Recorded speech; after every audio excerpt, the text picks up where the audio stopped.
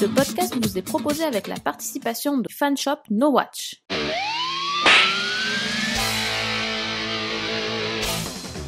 Salut à tous et bienvenue dans Slap, le podcast qui claque pour ne rien rater de l'actu des séries. Cette semaine, Slap vous présente une tueur à gages hors du commun, une femme qui parcourt l'Europe à la recherche de son fils et une jeune femme qui a la lourde tâche de s'occuper de tous ses frères et sœurs. Et on commence par deux mauvaises nouvelles, l'annulation de deux sitcoms. D'abord Ben and Kate, nouveauté de la Fox, dont seulement 13 épisodes ont été diffusés. Mais surtout Don't Trust the Bitch in Apartment 23, plus communément appelée Apartment 23, une sitcom originale et différente qu'on va regretter, notamment pour James Van Der Beek qui jouait son propre rôle et n'hésitait pas à se moquer de lui-même. Ça se passe nettement mieux sur les chaînes du câble. On commence par HBO, sur laquelle vous savez, la série Girls de Lena Dunham a été amplement récompensée au dernier Golden Globe. Et bien Girls aura droit à une saison 3, malgré des audiences, il faut bien le reconnaître, un petit peu en deçà, on imagine, de ce que la chaîne pouvait espérer, mais fort d'un succès critique, la série reviendra donc en 2014 pour une saison 3. Autre bonne nouvelle, et c'est sur la petite sœur de HBO, Cinemax, qu'on pouvait retrouver depuis quelques semaines déjà, Banshee, la nouvelle production de Alan Ball, dans laquelle un ancien prisonnier décide de prendre la place du shérif assassiné d'une petite ville nommée Banshee, en plein territoire amish. Et bien cette nouvelle série aura droit à une saison 2 qui reviendra en 2014. C'est plutôt une bonne nouvelle pour Alan Ball qui avait, on le rappelle, quitté la production de True Blood pour se consacrer à des nouveaux projets. Il n'aura donc pas à le regretter. BBC One vient de renouveler Ripper Street pour une saison 2. La saison 1 est encore en cours de diffusion et se déroule dans l'Est londonien dans le quartier de Whitechapel juste après la fin des meurtres commis par Jack l'Éventreur. Une série sombre et intrigante qu'on vous invite à découvrir. Vous le savez, après 9 saisons, The Office va définitivement s'arrêter en mai prochain sur un épisode spécial d'1 heure. Les employés de la célèbre compagnie vont donc dire adieu aux bureaux qui les ont tant fait rire et tant fait souffrir aussi. Alors on sait que d'anciens comédiens vont revenir, mais il y en avait un sur lequel on avait des doutes sur le fait qu'il allait participer ou pas à ce dernier épisode, c'était évidemment Steve Carell. Et bien lors de la session d'hiver des TCA, les Television Critics Association, Bob Greenblatt, directeur de NBC, a déclaré qu'il était peu probable que l'acteur revienne pour cette occasion, mais qu'un caméo était encore possible. Steve Carell, il a coupé court à tout ça, il a définitivement annoncé lors du festival de Sundance qu'il ne reviendrait pas dans le final de The Office. Il dit, je cite, « Je ne pense tout simplement pas que ce soit bon pour le personnage parce qu'il a vraiment eu droit à son histoire et c'est comme s'il avait grandi et avait en quelque sorte évolué au-delà de l'idée du documentaire de The Office. » Showtime vient de reconduire l'ensemble de ses séries du dimanche pour une saison supplémentaire. Nous aurons donc droit à une saison 4 pour Shameless, une saison 3 pour House of Lies et une saison 7 pour Californication. Autre bonne nouvelle, cette fois-ci ça concerne la France, puisque après avoir redonné des couleurs à James Bond dans Skyfall, qui est devenu l'épisode de la saga James Bond le plus rentable de l'histoire, eh bien les scénaristes Neil Purvis et Robert Wade vont s'attaquer à un autre mythe du cinéma des années 60, c'est Barbarella, vous savez, qui est en développement avec le réalisateur de Drive aux commandes. Eh bien le duo va signer l'adaptation de l'œuvre de Jean-Claude Forest, à l'origine de ce projet couvé par Canal et Gaumont International Télévision. C'est une annonce qui vient d'être faite par Canal+, il ne reste plus qu'à trouver maintenant la comédienne qui va jouer Barbarella, qui était un symbole, vous le savez, de l'érotisme et de la badasserie dans les années 60. Pour info, le précédent interprète c'était Jane Fonda, tout un mythe.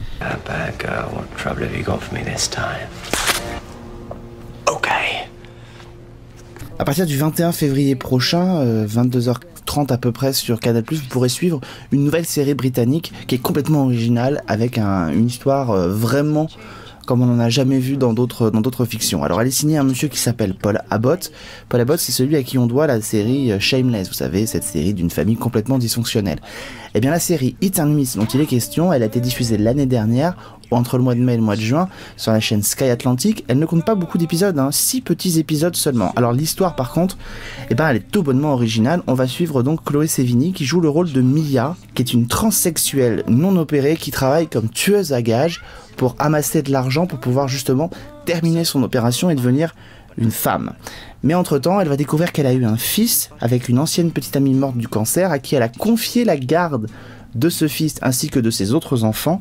Elle est donc nommée tutrice légale du garçon, des 3 autres enfants, et elle vit dans une ferme du Yorkshire. En même temps, elle va continuer à travailler comme assassin, essayer de se familiariser avec l'entourage dans la petite ferme de Yorkshire qui est pas du tout décidée à leur laisser la vie tranquille, et puis surtout va aussi découvrir peut-être l'amour. Elle va essayer en tout cas de mener à bien tous ces rôles différents de femme, de tueuse à gages et de maman. Voilà, c'est un concept tout bonnement génial, porté par une Chloé Sevigny brillante au possible, et un Paul Abbott qui sait écrire et parler des familles dysfonctionnelles.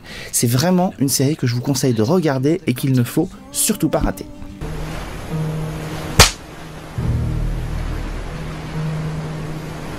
Le père de famille le plus trash des séries télé, digne héritier de Homer Simpson, j'ai nommé Frank Gallagher, va faire son apparition dans vos salons.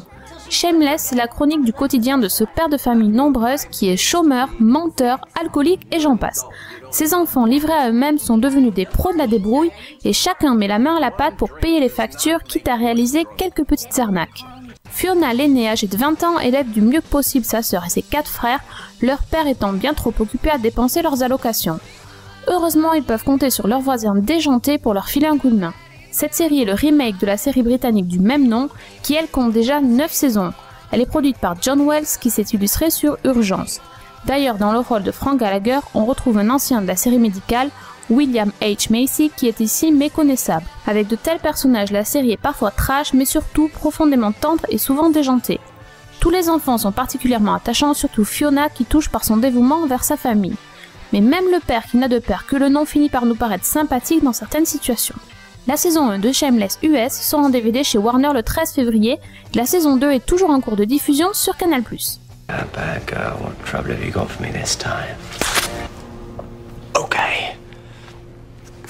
On parle de séries des fois qui réussissent comme ça à nous emporter en l'espace de quelques épisodes. C'est le cas par exemple de The Following, qui incontestablement a réussi non seulement son entrée, mais a confirmé d'une semaine à l'autre en conservant quasiment le même nombre de téléspectateurs. Et puis de temps en temps, il y a des séries qu'on attend et puis qui font pchit.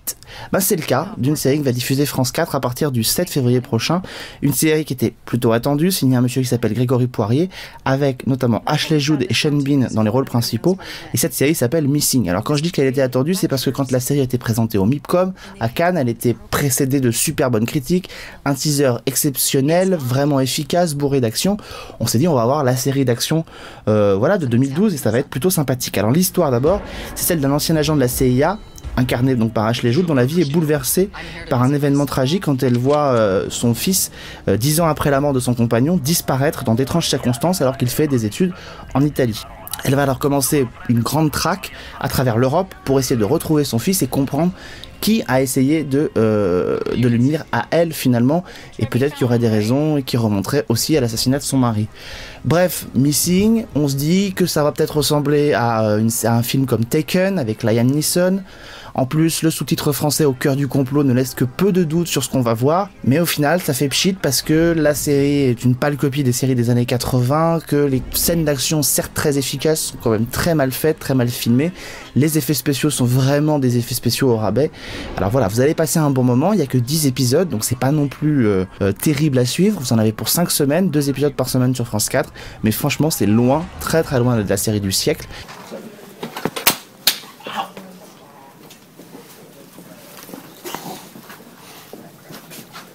On va revoir une ancienne star geek dans la sitcom The Neighbours. Il s'agit de George Takei de Star Trek qui va jouer le père de l'extraterrestre Larry Bird dans le final de la saison 1 qui sera diffusée en mars sur ABC. Brooke Shields va faire son retour à la télé et vient d'obtenir un rôle récurrent dans American Wives qui en est déjà à sa saison 7. Elle sera Kat Young, une colonelle de l'armée au caractère bien trempé et qui tient tête aux hommes de la base. Alex Kingston de Urgence et Doctor Who a décroché un rôle potentiellement récurrent dans Arrow. Elle interprétera Dina Lance, la mère de Laurel, alias Katy Cassidy. Celle-ci effectuera son retour à Starling City pour se racheter auprès de sa famille, qu'elle a lâchement abandonnée il y a plusieurs années à la suite de la mort de sa deuxième fille, à bord du yacht des Queen. Annie Wersching de 24 va apparaître dans le 15e épisode de la première saison de Revolution. Elle sera Emma, le premier amour de Miles, mais aussi celui de Monroe. Son retour devrait causer pas mal de problèmes. L'une des guests les plus surprenantes de la semaine, c'est Charlotte Rampling dans la saison 8 de Dexter. L'actrice britannique incarnera une neuropsychiatre aux méthodes peu conventionnelles qui est spécialisée dans le traitement des jeunes psychopathes et le profilage criminel. On se quitte avec le nouveau trailer de House of Cards, nouveauté très attendue qui vient de débuter sur la plateforme de streaming Netflix. Kevin Spacey y incarne Frank Underwood, un homme politique rusé de Washington qui est prêt à tout pour conquérir le poste suprême. Rappelons que la série sera diffusée chez nous par Canal+. On se retrouve la semaine prochaine pour une nouvelle distribution de claques. Et la semaine prochaine, toujours comme toutes les semaines, news, diffusion de séries, sortie DVD, avant-première, guest, pour tout savoir sur l'actu des séries. D'ici là, n'oubliez pas d'aller sur le fanshop No Watch, soutenir toutes vos émissions préférées. Bonne semaine à tous, ciao!